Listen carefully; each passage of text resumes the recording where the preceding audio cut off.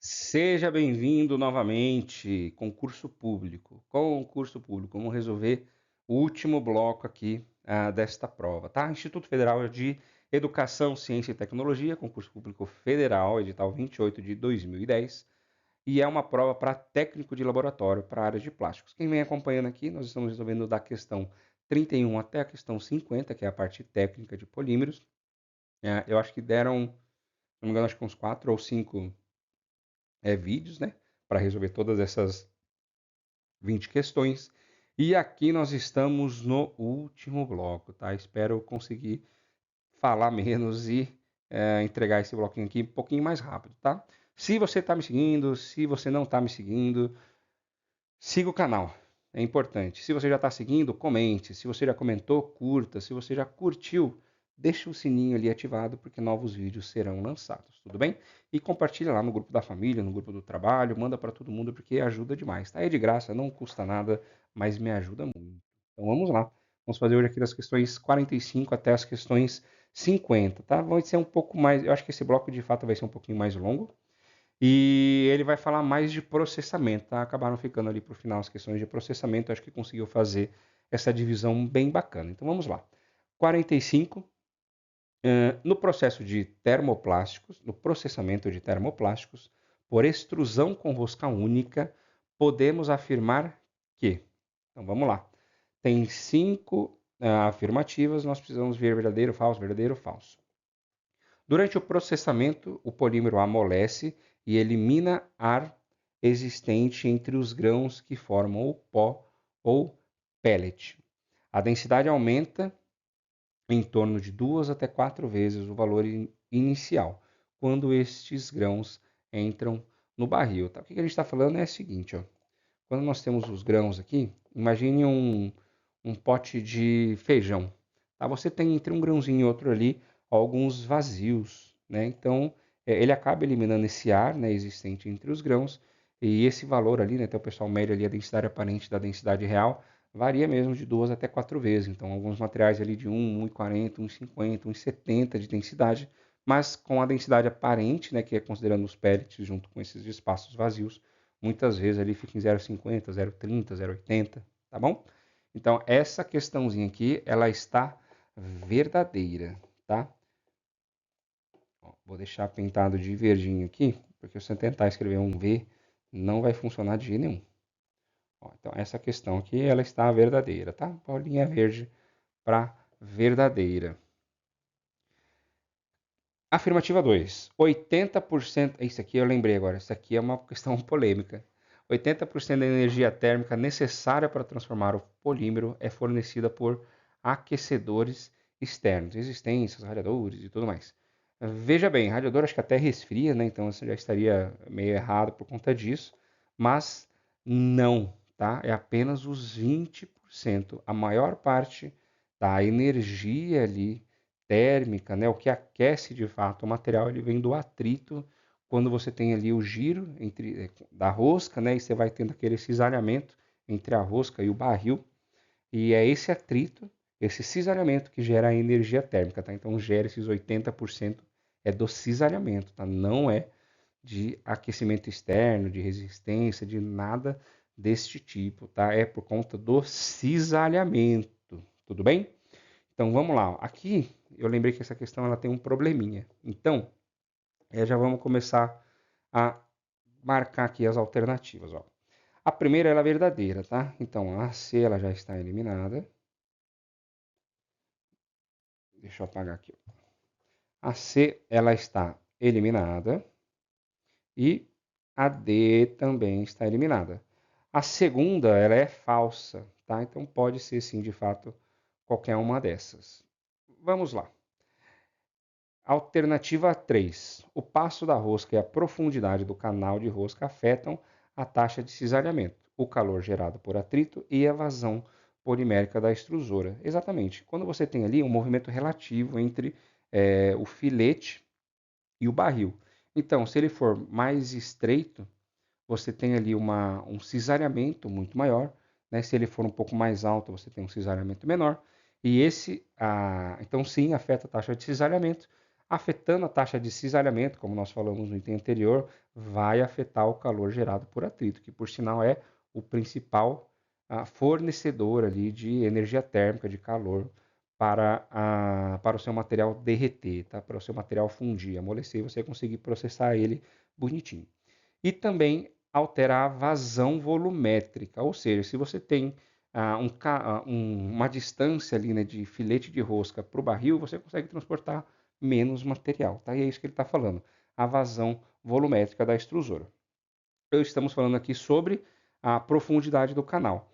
O passo da rosca, ele vai contribuir da mesma maneira, tá? Para quem já viu, o passo é aquela largura, né, entre um filete e outro ali, né, vamos dizer assim, é onde tanto a relação de distância quanto a relação de ângulo que você tem do filete, né? Então é o que faz o material ir mais rápido ou mais devagar na sua rosca.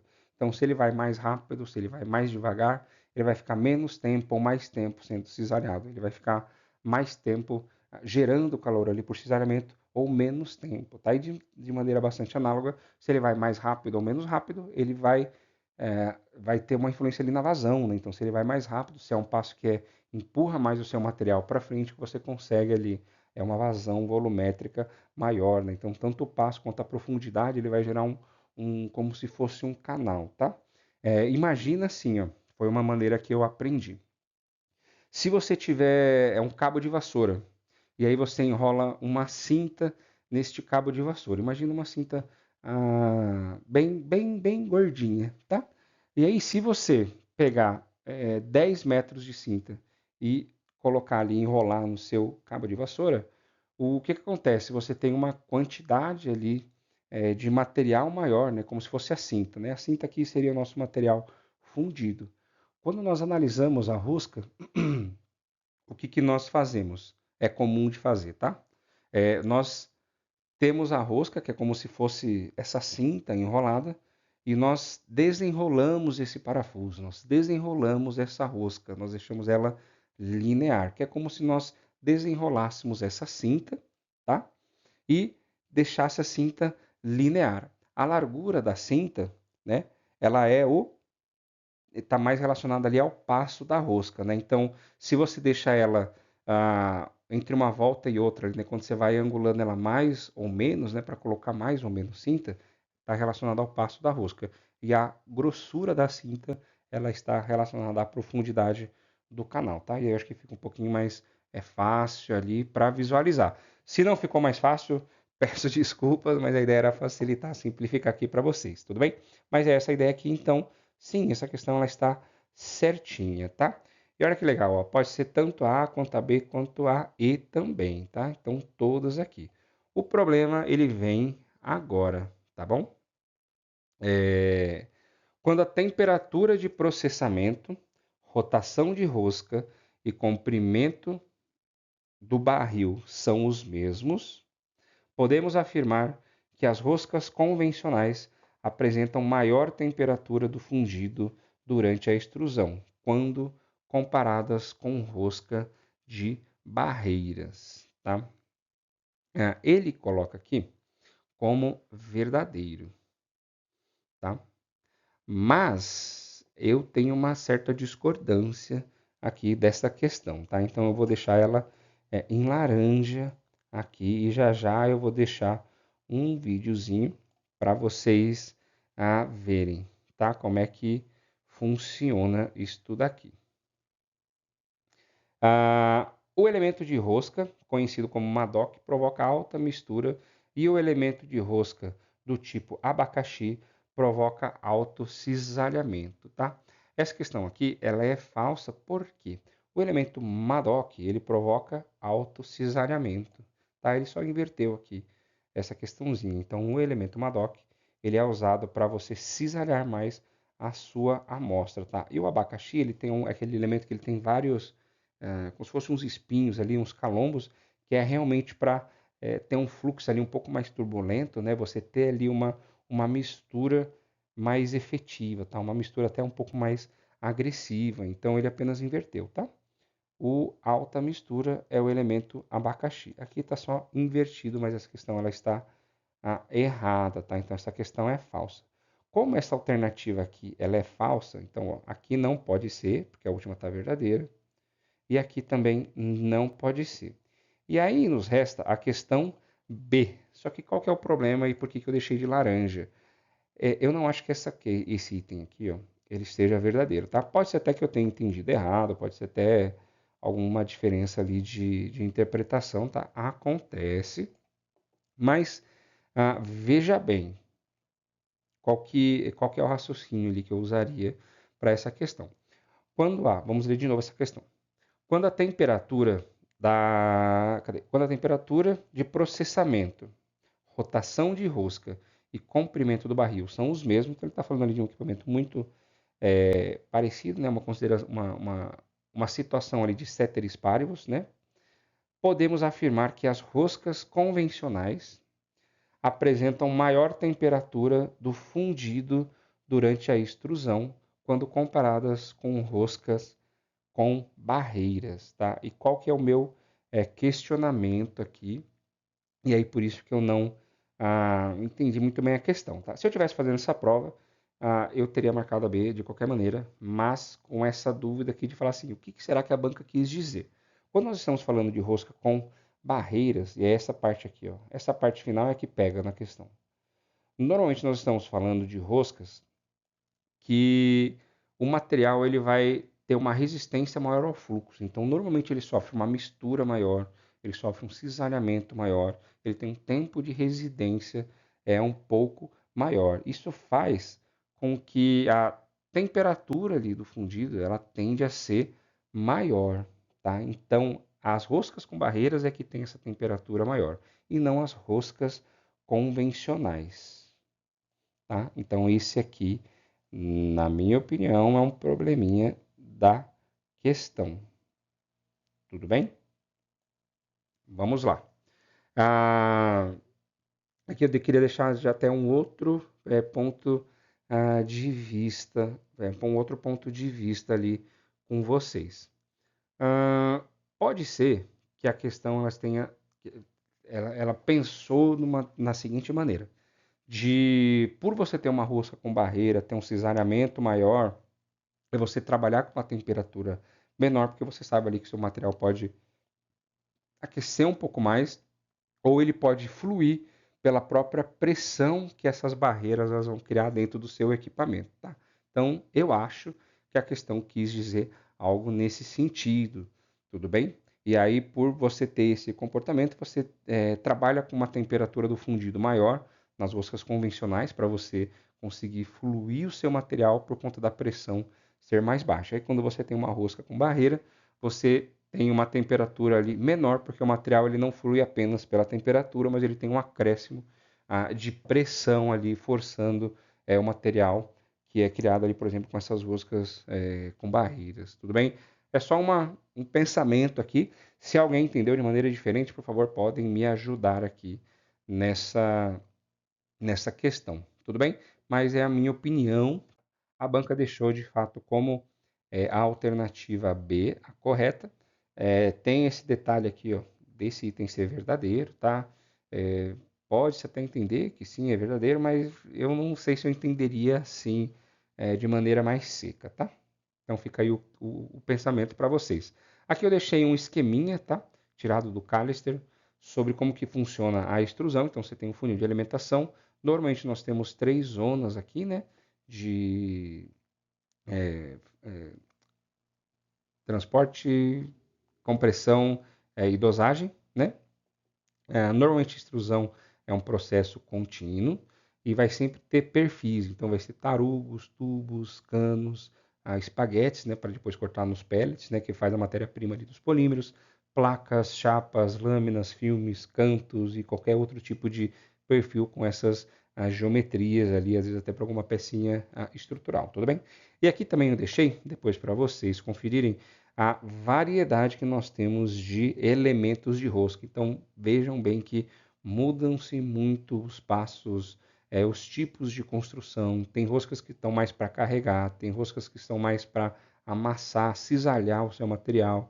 Tem os elementos aqui, ó, que são os de se eu estou enxergando bem, são os abacaxis, né, que tem vários espinhos ali, como se fossem os elementos de rosca, e cada um vai ter a sua uma função, cada um vai ter a sua utilidade. Tá? Tem elementos de contrapressão, né, de contrafluxo, né, que jogam o material para trás para ele ficar circulando ali, e assim por diante. Tá? Então fica aí um guia apenas como curiosidade para vocês saberem. Vamos lá. Eu pus a questão aqui sem querer. Um parâmetro importante das roscas utilizadas no processamento por extrusão é o LD, ou seja, o comprimento de rosca dividido pelo diâmetro desta. Para roscas com passo constante, o LD é uma importante referência para especificar uma extrusora, juntamente com outros parâmetros tais como diâmetro da rosca e a razão de compressão da rosca. Neste caso, podem afirmar que, ao se ter um LD alto, nós temos baixo tempo de residência. Então, se o comprimento é muito grande, nós temos um alto tempo de residência. Tá? A rosca ela vai ser maior, você vai ter um tempo maior para o seu material passar em todo o seu equipamento. Tá? Então, baixo tempo de residência? Não, não, não. Então, eu já vou cortar tudo aqui para a gente facilitar. Baixo tempo de residência? Não, está errado. Tá? Então, é alto tempo de residência. Então, aqui está certinho. Alto tempo de residência, alto tempo de residência, alto tempo de residência. No cilindro. Outro ponto. Alto cisareamento do material. Sim, o material vai ficar um pouco mais tempo, você vai ter um pouco mais de cisareamento, né? Ele tende a ter essas roscas mais compridas, né? Você vai ficar ali cisalhando mais o seu material, tá bom? Então, sim, de fato, esse autocisareamento aqui não é o problema, não. Esse autocisareamento, ele está corretinho. Então, autocisareamento,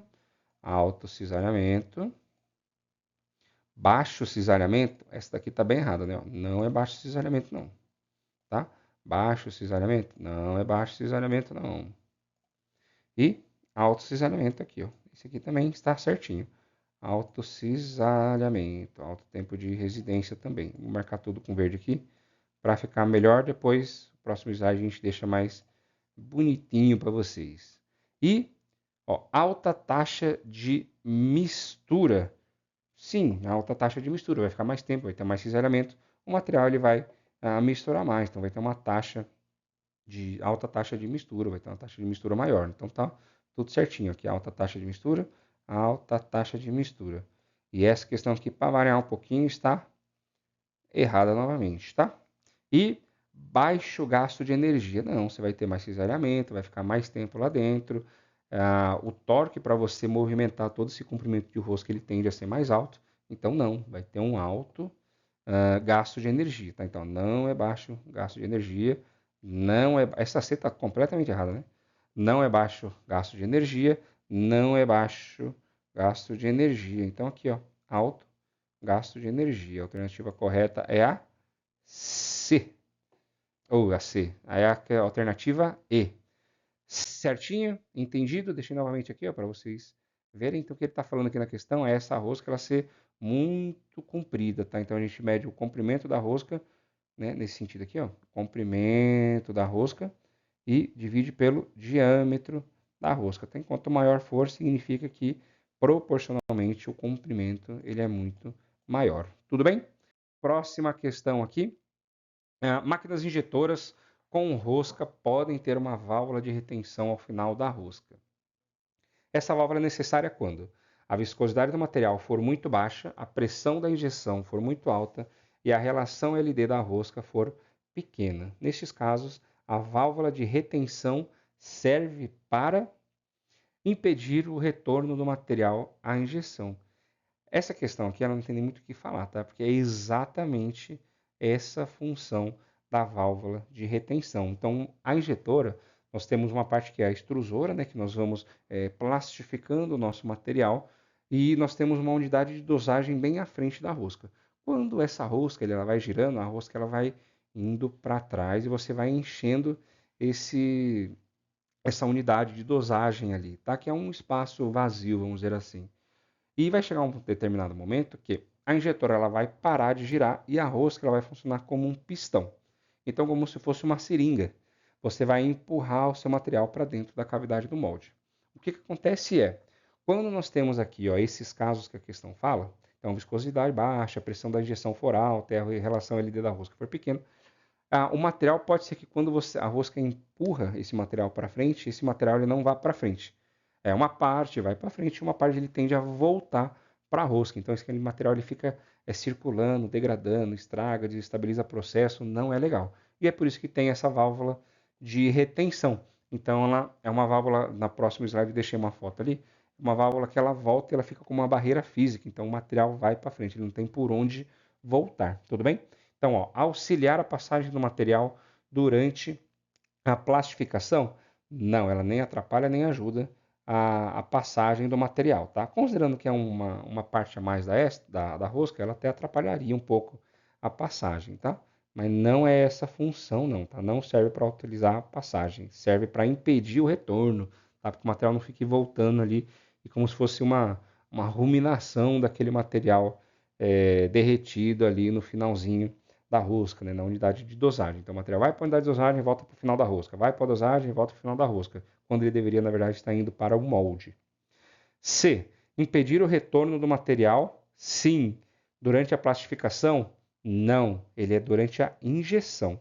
Então é quando a rosca adquire aquele movimento de pistão, quando ele vai fazer a injeção no material que isso acontece. Tá? Então não é durante a plastificação, é durante a injeção. Tudo bem? Então nós temos ali a plastificação e dosagem e aí a injeção. A válvula de retenção ela serve para impedir esse retorno, mas durante a etapa de injeção, tudo bem? Alternativa D. Auxiliar a passagem do material durante a injeção. Não, tem nada a ver, tá? Nada a ver. Quando a gente está falando da auxiliar a passagem do material durante a injeção, precisa ver de passagem de onde para onde, tá? Mas se for pro molde, o que auxilia a passagem ali é a construção, canal, ângulo o ângulo de ataque, a velocidade da rosca, um monte de coisa, mas não a válvula de retenção, tá? Tem nada a ver, não. Deixa eu deixar aqui, ó. Auxiliar a passagem do material? Não. E aumentar a pressão de injeção, facilitando o fluxo do material fundido, tá? Não tem muita relação com a pressão de injeção, não, tá, gente? Então, assim, primeiro vamos fazer em duas partes esse item aqui. Vai aumentar a pressão? Não, ela serve lá só para não deixar o material voltar. Consequentemente, se você tem uma boa válvula de retenção, essa pressão que escaparia de volta para a rosca, ela não escapa. Então, assim, até aumenta a pressão, tá? Ou se você tiver, por exemplo, ali uma rosca, uma válvula de retenção gasta, não vai ser tão efetiva, você vai ter ali até uma perda de pressão, né? Então, tem ali uma correlação, mas não é a função, tá? Não é a função da válvula de retenção. Então, facilitando o fluxo de material fundido? Não. E a segunda parte que eu queria falar é aqui, ó. A pressão da injeção está muito mais relacionada com o equipamento, tá? Tamanho de equipamento, força de fechamento, essa velocidade de ataque da rosca, o diâmetro ali da zona de dosagem, o diâmetro dos canais, tem muita coisa ali por trás que faz ou permite que essa pressão seja maior ou menor, mas não é o caso da válvula de retenção. Tudo bem? Quando nós falamos de válvula de retenção, nós estamos falando desta pecinha aqui, ó, tá? Então, essa pecinha, o que acontece com ela? Ó? Vou deixar até pintadinho aqui só para vocês verem do que a gente está falando. Essa pecinha, ela é um anel, tá? E esse anel, ele não é fixo. Então, quando essa rosca ela vai para frente, esse anel, ele vai escorregar, tá? E aqui atrás, ó, vai ter uma área, tá vendo que ela está vazia e ela é como se fosse um rebaixo? Então, esse anel, ele vai para essa parte de trás e ele faz essa vedação da rosca. Então, o material, ele não consegue voltar. Esse material, ele vai necessariamente para frente, tá? É essa a função da válvula de retenção. Vamos aqui para mais uma questão, outra questão polêmica também, mas é questão que tem muito ali em alguns livros, alguns guias, tá? Aqui é mais o senso comum do que propriamente um conhecimento técnico. Questão 48. O processamento de termoplásticos requer sempre um ferramental, onde muitas vezes este ferramental passa por processos de aquecimento, resfriamento, etc. Dentre os processos listados abaixo, qual apresenta menor custo de ferramental? E essa questão aqui, ela é muito complicada, tá? Por quê? Sempre que a gente fala de custo é complicado, né? Mas eu queria deixar algumas dicas aqui e agora explicar o porquê que eu acho essa questão complicada. Quando nós estamos falando de processos, tá? De sopro de injeção, são ferramentais muito caros, tá? Os moldes são precisos, tem um sistema de resfriamento mais robusto, tem alguma parte ali até de fechamento do molde, polimento, pino de extração, tem muita coisa. Então são moldes que a usinagem, a confecção desses moldes, ela é mais cara, sim, tá? Então, no geral, eles são mais caros, sim. Então, essas questões, a A e a B, a A e a E, não erre nessas, tá? Principalmente quando a gente fala de injeção, tá? Tem moldes ali que são bem, bem, bem caros mesmo. Tanto que você precisa ter uma perspectiva de venda ali, um volume de produção que justifique o investimento num molde ali de injeção e de sopro, tá? Senão sua peça ela vai ficar bem cara.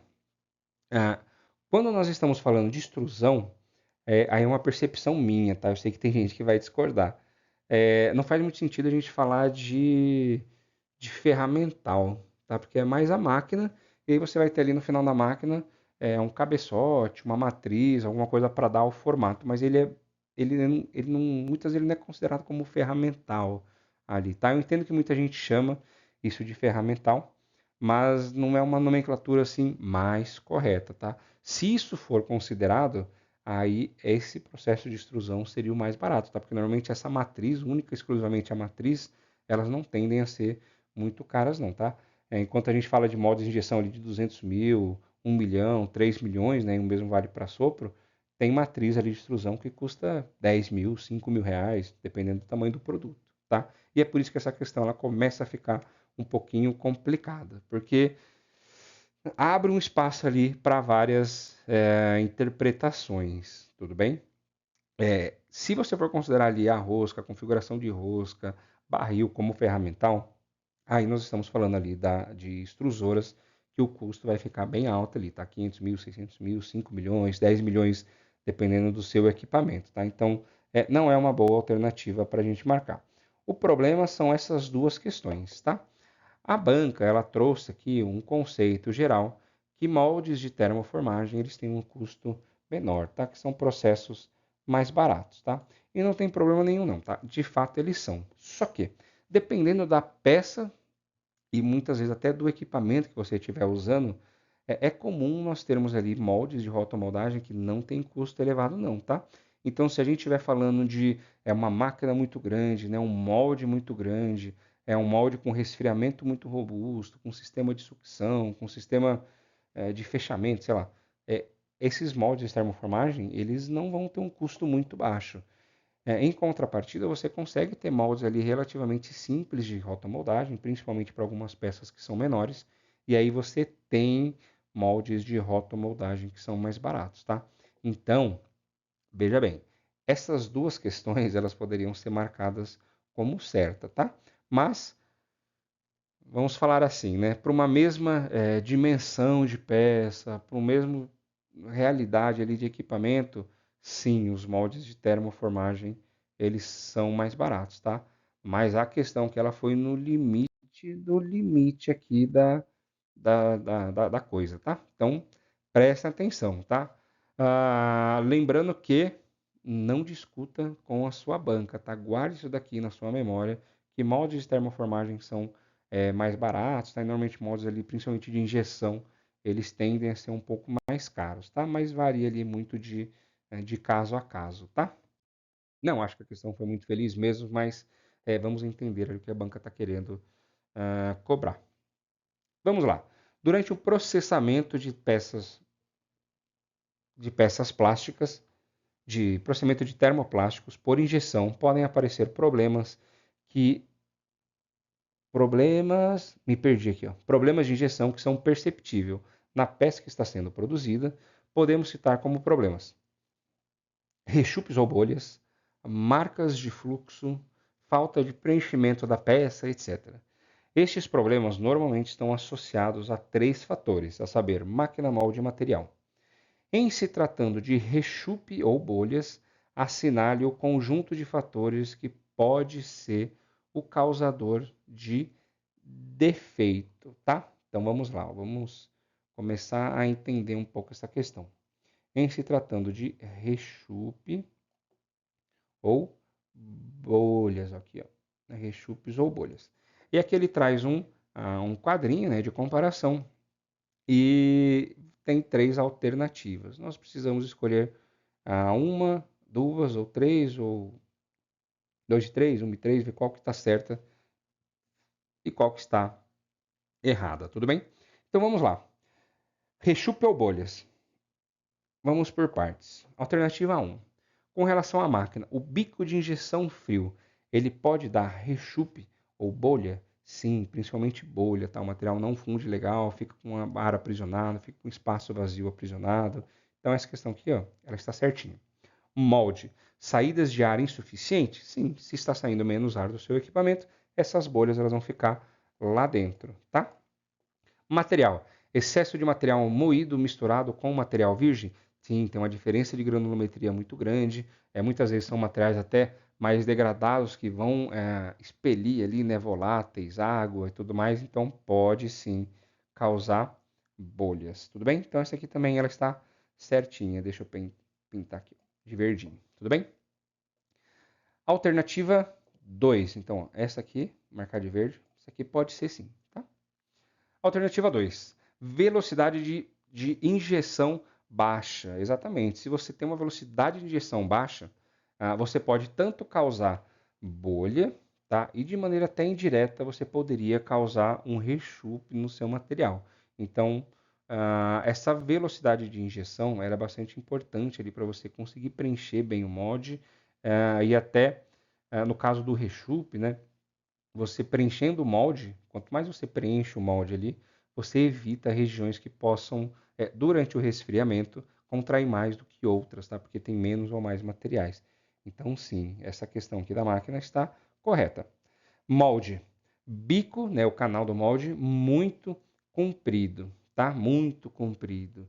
Sim, tá? Pode ser tanto causador de bolha, tá? Tanto não, né? Eu acho que mais a questão das bolhas aqui, né? Você favorecer essa formação de bolhas de ar com esse bico que é um pouco mais comprido, tá? Material, conteúdo alto de voláteis ou umidade, exatamente, é o que vai virar as bolhas, tá? Então você tem muita umidade ou muito volátil, daí vai virar fumaça em algum momento ali, e quanto mais você tem, mais bolhas você tende a ter. Então essa questãozinha aqui, ela também está muito, muito bem. Questão 3. Temperatura do material baixa. Você pode sim ter um problema de bolha caso ele não funde e não fique muito bem homogeneizado ali dentro, tá? Não é o principal, mas sim, pode ter. Molde. Temperatura do molde alta. Aqui já não tem muita relação, tá? Nem com rechupe e nem com bolhas, tá? A temperatura do molde alta vai causar ali outros problemas, mas não vai causar rechupe ou bolhas, tá? E material, o fluxo muito lento. Isso aqui não tem muita relação, na verdade, com rechupe ou bolha, tá? Pode ter ali umas consequências indiretas nesses tipos de problemas, mas um fluxo muito lento, aqui a gente vai falar no material que está um pouco mais homogêneo, que ele vai ter um tempo de residência bom, ele tende a ficar bem derretido, né, ali, né, não ultrapassando o tempo também para você começar a degradar o seu material. Se isso acontecer, aí você começa até a causar bolhas, então, não faz muito sentido isso daqui, tá? Quando a gente está falando desses problemas aqui, nós estamos falando mais sobre marcas de fluxo, né? E até talvez uma falta de preenchimento ali na peça do que esses problemas aqui de rechupes ou bolhas, tudo bem? Então, a alternativa correta é apenas 1 e 2 que estão corretas nesse caso aqui, tá? E normalmente esse probleminha aqui, ele está relacionado com um desses problemas aqui, tá? Mais a marcas de fluxo e falta de preenchimento da peça, tudo bem? Principalmente quando a gente fala aqui de fluxo lento, né? Às vezes você tem um fluxo lento ali, principalmente dentro do canal, o material ele tende a solidificar, né? A frente de fluxo ela solidifica e o material ele não consegue avançar e preencher todo o molde, tá? Esse é uma relação ali mais direta para essa questão. E vamos lá para a última questão. Questão 50. A determinação da capacidade de máquina injetora convencional é determinado por 4 considerações básicas. Essa questão aqui, ela é bem interessante, tá? Normalmente quando a gente vai escolher a injetora, nós precisamos sim considerar alguns fatores. Tem essa regra aí, né? Essa regra de uma regra usual do mercado, né? Uma regra ali que a gente encontra em literaturas para alguns pontos que a gente precisa ficar bem atento. Então vamos lá. A área da placa, capacidade de injeção, força de fechamento e pressão da injeção, tá? Capacidade de injeção, força de fechamento e pressão de injeção, sim, tá? Determina essa capacidade aqui. Mas a área da placa não, tá? Essa área da placa aqui não tá certinho, não. Vamos lá. Questão B. A capacidade de injeção, sim. Capacidade de plastificação, sim. Distância entre colunas, aí depende um pouco, tá? Não tem muito a ver com a capacidade da máquina, é mais com o tamanho da peça ali, mas é mais relacionado à geometria da peça, não com a capacidade da máquina. E, novamente aqui, ó, a área da placa. Não, essa área da placa também não, tá? Questão C. Capacidade de injeção, sim. Capacidade de plastificação, sim. Força de fechamento, exatamente. E pressão da injeção. Essa aqui está bonitinha, tá? Então você tem esses parâmetros aqui que a gente olha para até para comprar máquinas mesmo, né? Para determinar ali se do que você precisa produzir vai ser adequado ou não com aquela máquina em questão, tá? Alternativa D, motor hidráulico? Não, tá? Isso aqui é só uma consequência de outros parâmetros ali da máquina, ainda mais com a força ali que as máquinas vão exercer, né? Capacidade de plastificação? Sim, já vimos, força de fechamento, ok. E pressão de recalque, tá? Pressão de recalque também não, tá? A gente fala mais da pressão de injeção. Como as pressões de recalque são normalmente menores, né? Que é só para manter ali o material compactado, para evitar rechupe durante o resfriamento, então a gente não tem muita relação ali com a capacidade da máquina em si, tá? O recalque é mais um adicional, tá? Não é diferente da pressão de injeção, tá? Primeiro você faz a pressão para injetar e depois você mantém aquela pressão ali alta durante a solidificação para evitar vazio, rechupe, coisas do tipo. Alternativa E, capacidade de injeção, ok. Capacidade de plastificação, sim. Reservatório do óleo hidráulico. Gente, tem nada a ver isso aqui. Tá? A gente está falando da parte mais de motor, a parte mecânica, a parte hidráulica ali, a construção da máquina. É uma coisa que o motor hidráulico, tá? E pressão de injeção. Pressão de injeção tá certa, mas essa questão aqui está certa não, tá? Então, a alternativa correta é a alternativa C. E com isso nós finalizamos essa prova aqui de técnico, tá? Técnico de laboratório para a área de plásticos lá de 2010. Se você gostou, deixa um joinha, curta, compartilha. Se você tem alguma crítica, alguma sugestão, deixa aqui nos comentários, tá? Fiquem à vontade. Aqui segue novamente o meu link aqui, o meu contato do LinkedIn, tá? Vocês podem procurar lá também a Alain Bonel. Aqui tem o QR Code deste canal do YouTube para você compartilhar lá com seus amiguinhos, compartilhar lá no grupo de trabalho. E o famigerado Beabá dos Plásticos, tá? O curso mais legal que tem aqui de plástico que vai te ensinar lá do Beabá, tá? Todos os conceitos ali, o que é tenacidade, o que é um copolímero, o que é um homopolímero, o que é uma propriedade e tudo mais. Então tá lá, assista se você está com muita dificuldade nesses vídeos e muita coisa aqui que eu estou falando, você não está entendendo por conta dos conceitos, dos nomes, vai lá ver esse curso que é o que você está precisando, tá? Tenho certeza. Então, muito obrigado, curta, comente, compartilha, engaja, assina, deixa o sininho ativado lá que vai me ajudar bastante, tá? Muito obrigado e até a próxima.